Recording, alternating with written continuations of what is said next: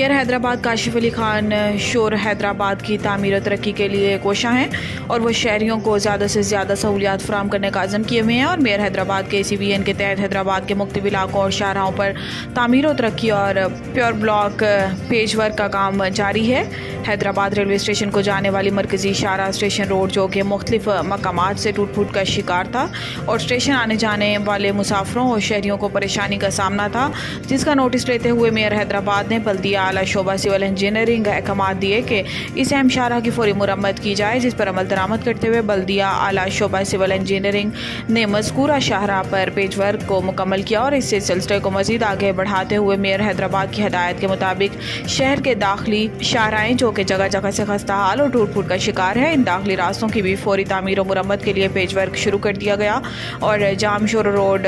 हाला नाका और दीगर दाखिली रास्तों में पड़ जाने वाले गढ़ों और दीगर टूट फूट को स्क्रैच करके वहाँ पेज वर्क का काम तेज़ी से मुकम्मल किया जा रहा है।